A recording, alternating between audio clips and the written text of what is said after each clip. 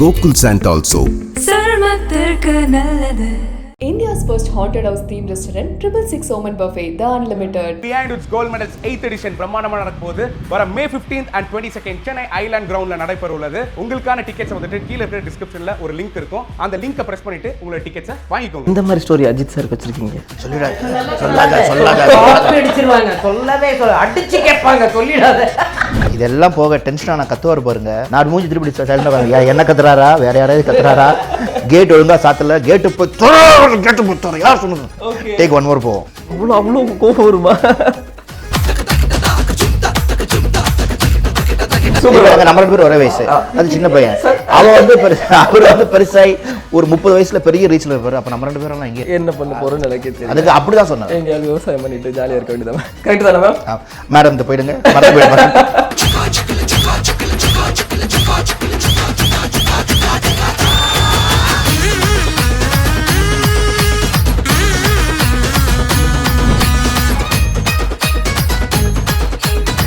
திருமதி செல்வி ஃபிலிமோட producer Kalai Selvi Kombaiya ma'am வந்திருக்காங்க. Welcome ma'am. And India's youngest film director master Ashiq Jino, welcome. And Riyaz Khan sir welcome. Uma Riyaz Khan ma'am welcome. வணக்கம். And sir, நான் starting உங்கள்கிட்ட இருந்து வந்துடுறேன். ஒரு சின்ன பையன், ஒரு 14 இயர்ஸ், ஒரு டேரக்டர் கூட நம்ம நிறைய ஒரு பெரிய டேரக்டர்ஸ் கூட ஒர்க் பண்ணியிருக்கோம். ஸோ அதுக்கும் இதுக்கும் உள்ள டிஃப்ரென்ஷியேஷன் எனக்கு நீங்கள் தெரிஞ்சுக்கணும்னு ஆசையாக இருக்குது. ஆக்சுவலாக டிஃப்ரென்ஸ் ஒன்றும் இல்லை. சினிமாங்கிறது ஒன்று தான். அதில் மொழி ஈடுபாடு கிடையாது, ஏஜ் ஒன்றும் கிடையாது, எல்லாமே ஒன்று தான். என்ன இன்ட்ரெஸ்டிங் பாயிண்ட்னா, என்னை பொறுத்தவரை என்ன இன்ட்ரெஸ்டிங் பாயிண்ட்னா, எப்படி ஆஷிக் ஜினு வந்து அதை எக்ஸிக்யூட் பண்ண போகிறாரு.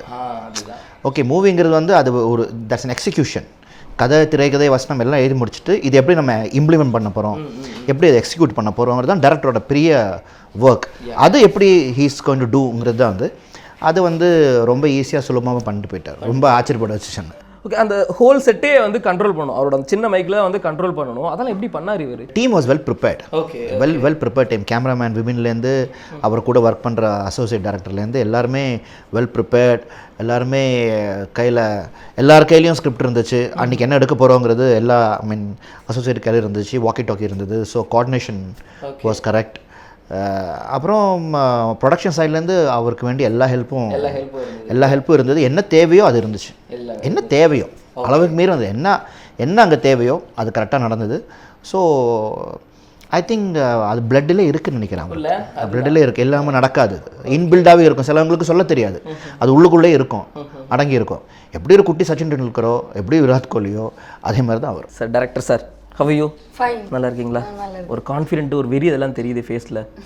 ஏதாவது மக்கப் பண்ணியிருக்கீங்களா, இல்லை ஆன் த ஃப்ளோர் அடிச்சிருக்கலாவா? ஃபுல்லாக அடிச்சு என்ன சொல்கிறேன்னு ஒன்றும் புரியல, எனக்கு புரியுது. ஓகே, இந்த திருமதி செல்வி ப்ராஜெக்ட் நீங்கள் வந்து இதுக்கு முன்னாடி 8 ஷார்ட் ஃபிலிம் பண்ணியிருக்கீங்க. இது 3வது ஃபியூச்சர் ஃபிலிம் இல்லையா? ஓகே, இந்த சின்ன வயசுலேயே இவ்வளோ பெரிய அச்சீவ்மெண்ட். ஏன்னா நிறைய யங் டேரக்டர்ஸ் வந்து வெளியில் இருக்கிறாங்க. டேரக்டர்ஸ் ஆகணுங்கிற தாட்ஸோடு நிறைய பேர் இருக்கிறாங்க இல்லையா?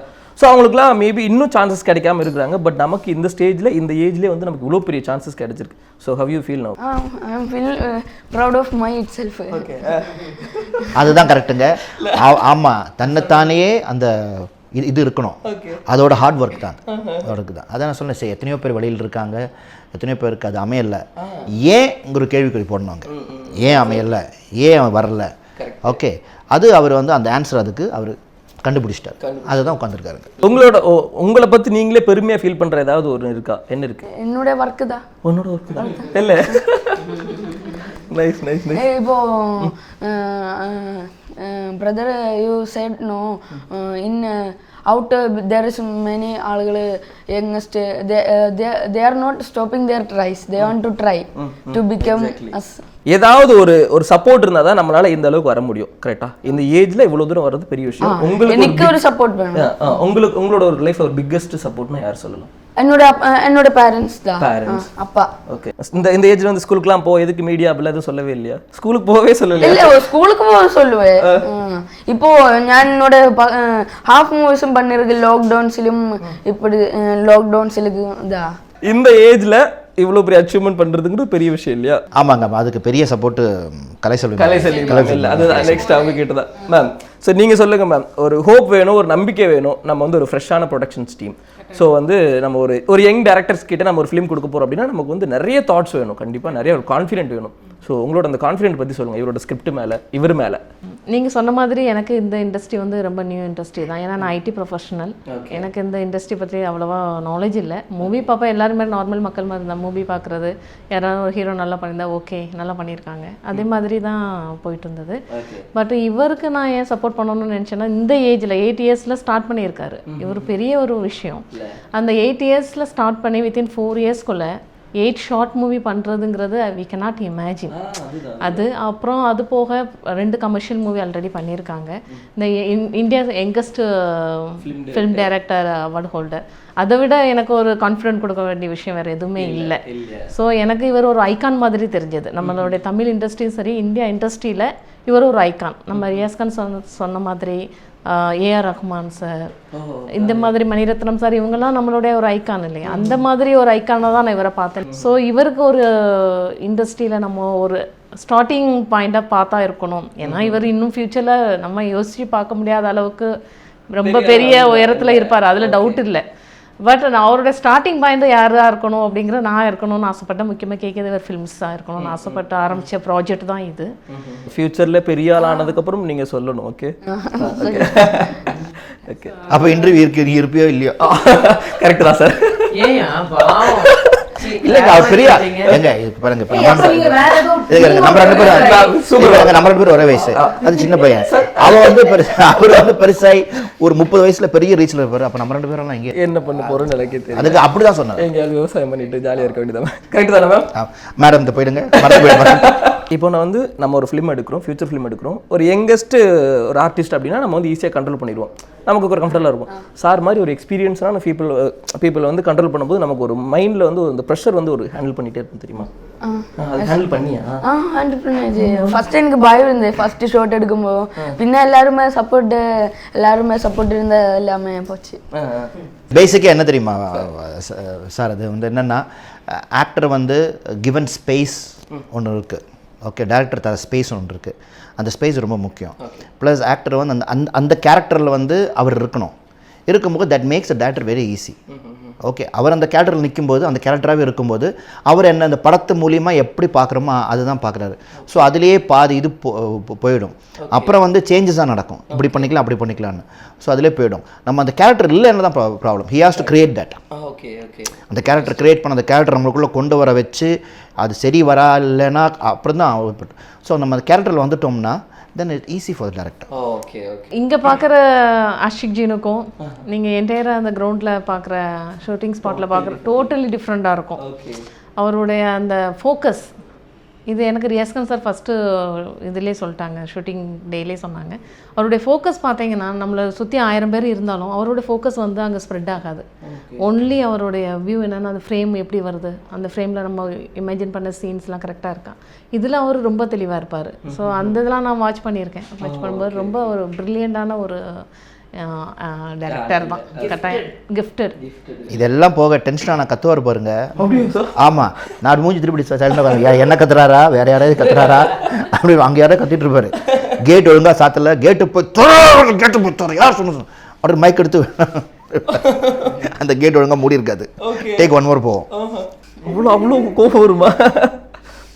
அவர் சொல்லிட்டாருல்ல, இங்க அவருக்கு தெரியல நான் பண்ணேனா கூட யோசிக்கிறாரு இருக்காரு. மேம், உங்களோட ஒப்பீனியன் மேம், இந்தியாவோட ஒரு யங்கஸ்ட் ஃபிலிம் டைரக்டர், நம்ம நிறைய டைரக்டர்ஸ் பார்த்துருப்போம், நிறைய டைரக்டர்ஸ்ல ஒர்க் பண்ணியிருப்போம்.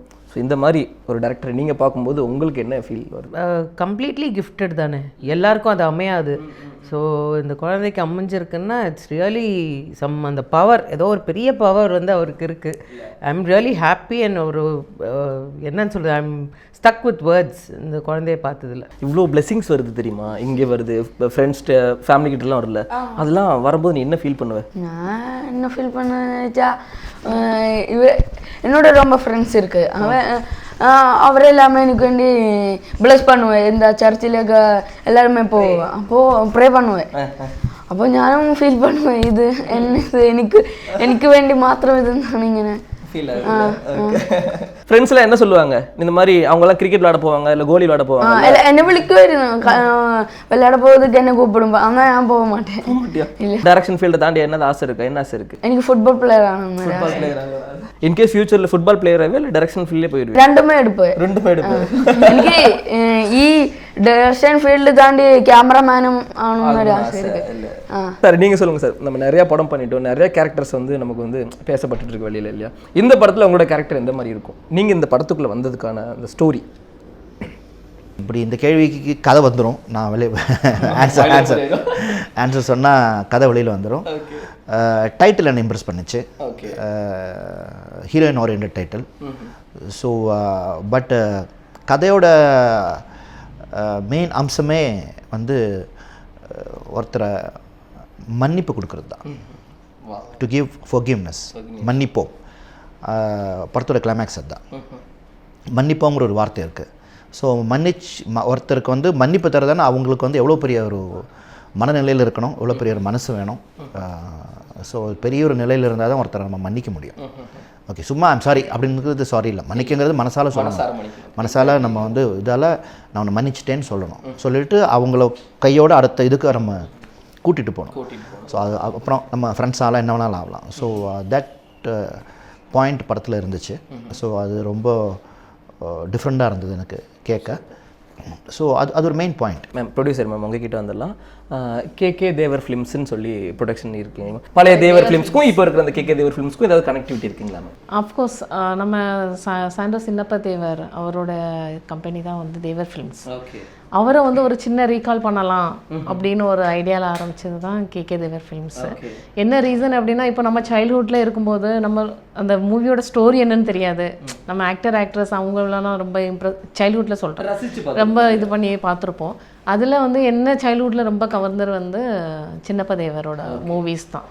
அவருடைய மூவிஸ் எல்லாமே பார்த்தீங்கன்னா, ஃபார் எக்ஸாம்பிள் இது நமக்கு திருமதி செல்வியும் அந்த மாதிரி அமைஞ்சிட்டு, எதிர்பார்க்காம அந்த மாதிரி அமைஞ்சதா, தாய்ப்பாசம் அந்த மாதிரி அமைஞ்சது தான். இப்போ சின்னப்ப தேவரோட மூவிஸ் எல்லாமே எடுத்து பார்த்தீங்கன்னா, ஃபஸ்ட்டு அவரோட தயாரிப்பில் வந்து வந்தது தாய்க்கு பின் தாரம். அதே மாதிரி தாய்ப்பாசம் உள்ள படங்கள் எல்லாமே அவர் ரொம்ப பண்ணியிருக்காங்க. அவர் வந்து லெஜெண்ட்.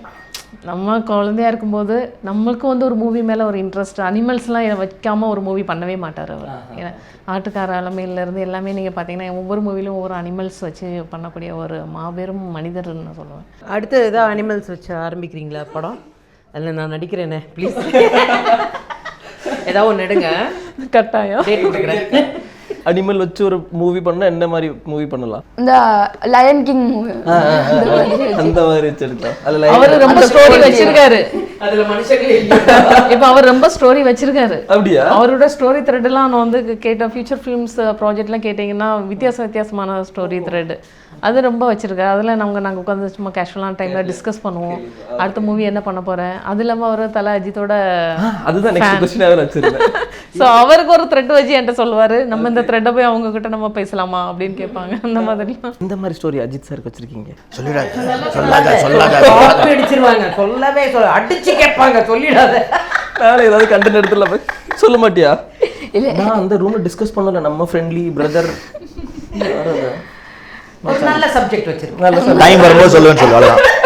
இப்போ நிறைய படங்கள் வந்து தியேட்டர்லேயே வருது, ஓடிடிலையும் வருது. ஸோ ஆடியன்ஸ் என்ன எதிர்பார்க்குறாங்க அப்படின்னா, ஏன் தியேட்டரில் ரிலீஸ் பண்ண மாட்டேங்கிறாங்க, எங்களுக்கு வந்து தியேட்டர் செலிப்ரேஷன் நல்லா இருக்குது அப்படின்னு சொல்கிறாங்க. இந்த மாதிரி இந்த படங்கள் எதில் வந்து அவங்களுக்கு சாட்டிஸ்ஃபைடாக இருக்கும்? படமே தேட்டர் தான் அங்கே வரணும், தியேட்டரில் வரணும். தியேட்டரில் வந்ததுக்கப்புறம் ஓடிடியில் வரலாம். மணி வைஸாக இருக்கட்டும், அவர் அவ்வளோ கஷ்டப்பட்டு ஒரு படத்தை தயாரித்து அவங்களுக்கு இன்னும் அது ஒரு 100% இது கிடைக்கணும்னா அது தியேட்டரில் ரிலீஸ் ஆகி வர்றது தான். இது வந்து ஓடிடிங்கிறது வந்து இன்னொரு பிளாட்ஃபார்ம். ஓகே, ஸோ அதில் நிறைய பேருக்கு வேலை கிடைக்கிது, நிறைய இப்போ படங்கள் வருது. இப்போ ஓடிடியில் ஒரு படம் பண்ணி அது பெரிய வெற்றி அடைஞ்சு அதை பார்த்து ஒரு கம்பெனி வந்து அந்த டேரக்டரை கூப்பிட்டு இல்லை அந்த ஹீரோவை கூப்பிட்டு அதில் ஆக்ட் பண்ணவங்களுக்கு கூப்பிட்டு படம் பண்ணி இது theatre. So it's vice versa, அப்படியும் இருக்கலாம், அப்படியும் இருக்கலாம். பட் சினிமாங்கிறது வந்து main concept is on the screens. Silver ஸ்க்ரீனில் வந்து நம்மளை பார்க்கும்போது நம்மளே வாவ் இப்படி இருக்கேன் நான் ஸ்க்ரீனில் அப்படிங்கிற ஒரு இது வரும். தியேட்டரில் நம்மளோட ஃபஸ்ட்டு ஃபிலிமில் நம்மளோட டைரக்ஷன் பை ஆசிக் ஜீனோன்னு சொல்லி நேம் வரும் தெரியுமா? அதை பார்த்தோன்னு என்ன ஃபீல் வந்துச்சு? அது பார்த்தா என்ன ஃபீல் வந்துச்சுன்னா அதான் ഓ വലിയൊരു അച്ചീവ്മെന്റ് தானே. ரொம்ப யங்கஸ்ட் டைரக்டர் நேற்று சொல்லிலையா, எல்லாருமே ட்ரை பண்ணு. அப்போ எனக்கு அந்த ஒரு இது கிடைச்சா அப்படி இருக்கும். சார் ஒரு டைலாக் சொல்லுவாங்களே, அது கடுகு சிறுத்தாலும் காரம் பெருசு அப்படிங்கிற மாதிரி, அந்த மாதிரி ஒரு எக்ஸாம்பிள் வச்சுக்கலாமா சார்? நிறைய எக்ஸாம்பிள் என்னன்னா இன்னும் அவருக்கு நிறைய இருக்குது. போகிறதுக்கு. அவர் மெச்சூர் ஆக ஆக இன்னும் அது போலிஷ் தான் ஆகும், இன்னும் அது மெருகேறி இன்னும் வேறு இது தான் வரும், வேறு ஆங்கிள் தான் வரும், பரிமாணம் வேறு மாதிரி இருக்கும். ஸோ ஸ்டார்டிங் பாயிண்ட் அது. இது இப்போ வந்து 13 to 14, 20 இயர்ஸில் இன்னொன்று வரும், 25 இன்னொன்று வரும், 30 இயர்ஸில் வேறு மெச்சூரிட்டி வரும். ஸோ இட் கோஸ் ஆன், பெரிய அதுதான் சொல்கிறேன். இப்போது நம்ம வந்து சின்ன பசங்களாக இருக்குமா, இப்போ நம்ம வந்து அந்த இது ஷூட்டிங் ஸ்பாட்டில் வந்து கமெண்ட் சொல்லணும், எல்லா டெக்னீஷியன்ஸ் ஆர்டிஸ்ட் இவங்களாம் வந்து கமெண்ட்ஸ் மைக்கில் சொல்லணும். நீ சொல்லும்போது ஒரு லெஜெண்டான ஒரு ஆக்டர் இல்லை, டெக்னீஷியன்ஸ் இருப்பாங்க, கேமராமேன் இருப்பாங்க, என்ன சின்ன பையன் நம்ம கமெண்ட் பண்ணுறான் அப்படிங்கிற மாதிரி ஏதாவது ஃபீல் உனக்கு வந்திருக்கா? ஐயோ நம்ம இவ்வளோ பெரிய ஒரு குருவை நம்ம குட்டி பையனை ஹேண்டில் பண்ணுறோமே, ஏதாவது தப்பாக நினச்சிக்குவாங்களா அப்படின்னு மாதிரி இது வந்திருக்கா? அப்படி ஒன்றும் பண்ணல. நான் என்ன கேட்டாலும் அது அப்படிதான் அவரே பண்ணுவேன். நான் ஃப்ரேம் போட்ட சொல்லால அவர் அப்படிதான் பண்ணுவேன். எனக்கு ரொம்ப ரெஸ்பெக்ட் கொடுத்தாச்சு அவர். நம்ம ஆடியோ லான்ச் இவரோட மூவியோட மலையாள மூவியோட ஈவான் ஒரு மூவியோட ஆடியோ லான்ச் நம்ம தான் அந்த டப்பிங் ரைட்ஸ் எடுத்திருக்கோம் தமிழில். ஸோ அந்த ஆடியோ லான்ச்சுக்கு நான் ரொம்ப பேரை அப்ரோச் பண்ணேன். பட் எல்லாருமே கொஞ்சம் கால் ஷீட்டு அது இது கொஞ்சம் பிஸியாக இருந்தாங்க. ஸோ அந்த டைமில் இவங்களும் ஷூட்டிங்கில் தான் இருந்தாங்க. பட் அந்த இன்ட்ரெஸ்ட் ஹெல்பிங் டெண்டன்சி அந்த இடத்துல நான் ரொம்ப ஃபீல் பண்ணேன். அதுக்கப்புறமா வந்து இவருங்க ரியாஸ்கான் சார் வந்து ஒரு பெரிய ஆக்டர்னு பார்க்குறத விட அவர் ஒரு நல்ல மனிதருங்கிற பார்க்க ஆரம்பிச்சிட்டேன் நான். ஆக்டருங்கிறது தாட் எனக்கு போயிடுச்சு. இந்த மாதிரி ஒரு மனுஷன் அது ரொம்ப ரேரு, ரொம்ப அது எல்லாருக்குமே அது கிடைக்காது, எல்லாரும் அப்படி இருக்கவும் மாட்டாங்க. ஸோ அந்த மாதிரி ஒரு நல்ல ஒரு மனுஷனாக நான் பார்க்க ஆரம்பித்தேன். அப்புறம் நல்லா கோஆர்டினேட் பண்ணிவிட்டு ப்ராஜெக்ட் கம்ப்ளீட் பண்ணுறதுக்கு அவர் full and support. Day and night shooting போகும். இவர் அவங்களுக்கு பார்த்தீங்கன்னா ஒரு 4 o'clock ஷூட்டிங் முடிச்சுட்டு போயிட்டு எகைன் 6 o'clock எகைன் ஷூட்டிங் ஆரம்பிக்கும். ஸோ அந்த டைம்லலாம் அவங்களுக்கு வந்து நல்ல இது பண்ணாங்க, சப்போர்ட் பண்ணாங்க. ரெண்டாவது என்னுடைய பிரதர் கிருஷ்ணமூர்த்தி கொம்பையா, அவர் இல்லை அப்படின்னா நான் இப்போ ஒர்க்கிங்கில் தான் இருப்பேன். மண்டே டு வீக் டேஸ் ஃபுல்லாக எனக்கு office work, Saturday Sunday I will concentrate on shooting இதில் இருப்பேன். அந்த டைமில் ஃபுல்லாகவே என்னுடைய ஒர்க் எல்லாமே என்னுடைய பிரதர் கிருஷ்ணமூர்த்தி அவங்க தான் எடுத்து ஃபுல் அண்ட் ஃபுல் சப்போர்ட் பண்ணி கொடுத்தாங்க. ஆல் க்ரூ மெம்பர்ஸ், இது அவங்க இவங்க நம்ம சொல்ல முடியாது. ஸோ எல்லாமே க்ரூ மெம்பர்ஸ் எல்லாருமே நம்மளுக்கு ஃபுல் அண்ட் ஃபுல் சப்போர்ட் பண்ணி இந்த ப்ராஜெக்ட் வந்து கம்ப்ளீட் பண்ணிட்டாங்க. வித்தின் அவங்க கொடுத்த கொட்டேஷனுக்குள்ளே 20 days 23 daysன்னு சொல்லி கொடுத்தாங்க. 20 daysல கம்ப்ளீட் பண்ணிட்டாங்க. சார் வந்து கண்டினியூஸ் ஷூட்டிங்கில் இருப்பார், continuous call sheet. Sir day and night project சொன்ன டைமில் முடிக்கணும். அதுதான் ப்ரொடியூசருக்கு ஒரு 1 day போச்சுன்னா அதுக்குள்ள எக்ஸ்பென்சஸ் அதெல்லாம் இமேஜின் பண்ண முடியாது. அந்த கேர் அவர்கிட்ட இருந்தது. இந்த நிமிஷம் வர மேம் உங்களுக்கு இந்த இதெல்லாம் ரொம்ப அட்வைஸ் கொடுப்பாங்க, இந்த மாதிரிலாம் பண்ணணும். அப்போ தான் நம்ம வந்து பணங்கிறது வந்து ரொம்ப போட்டு தான் நம்ம ஒரு மூவியை நம்ம எடுத்து கொண்டு வரோம் இண்டஸ்ட்ரிக்கு. அதில் ப்ரொடியூசருக்கு ரொம்ப சப்போர்ட்டிவாக இந்த தாட்ஸ் கொடுத்தது ரியாஸ்கான் சார். ஃபைன். எங்கள் டீமுக்கு வந்து ஒரு பெரிய ஆல் தி பெஸ்ட் சொல்லிட்டு இந்த தருணத்தில் இந்த திருமதி செல்வி மூவியோட மியூசிக்கல் வீடியோ வந்து இன்றைக்கி நம்ம ரிலீஸ் பண்ண போகிறோம். ஓகே, ஃபைனலி இந்த திருமதி செல்வி ஃபிலிமோட மியூசிக்கல் வீடியோ ரிலீஸ் பண்ணுற டைம் வந்துருச்சு. நிறைய பேரோட உழைப்பு, வேர்வை, கஷ்டம் எல்லாத்தையும் தாண்டி இன்றைக்கி ரிலீஸ் பண்ண போகிறோம். All the best. நீங்களே அப்படி சோனா சொக்கம்மா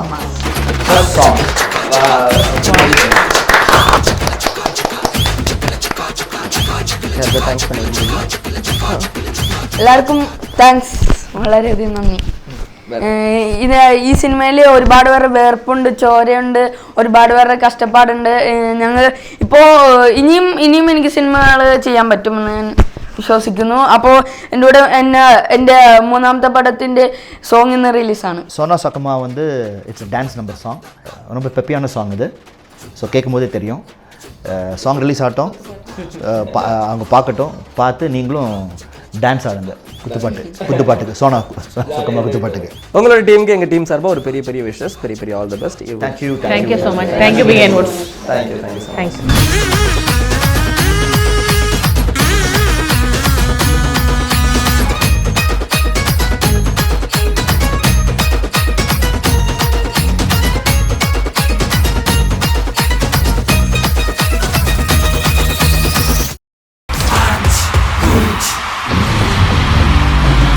இந்திய டிஜிட்டல் வரலாற்றில் இதுவரை கண்டிராத பிரம்மாண்டம். நமக்கான ட்ரெயின் வரணும்னா நாம கொஞ்ச நேரம் பிளாட்ஃபார்ம்ல நின்று தான்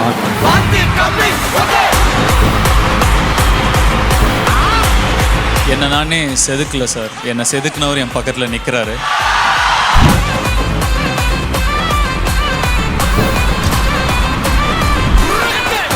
thanks for the positivity behind Woods.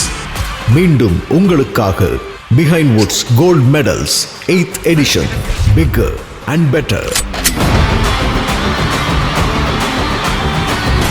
வருகிற மே 15 மற்றும் 22ஆம் தேதி சென்னை ஐலண்ட் கிரவுண்டில் கோலாகலமாக நடைபெற உள்ளது. உங்கள் அபிமான நட்சத்திரங்களை நேரில் கண்டு வாழ்த்த வாருங்கள். நிகழ்ச்சிக்கான உங்களின் டிக்கெட்டுகளை பெற கீழே கொடுக்கப்பட்டுள்ள டிஸ்கிரிப்ஷனில் உள்ள லிங்கை கிளிக் செய்து பெற்றுக்கொள்ளுங்கள்.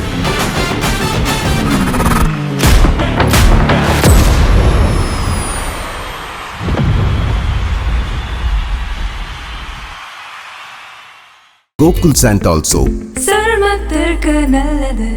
India's first haunted house themed restaurant 666 Oman Buffet, The Unlimited.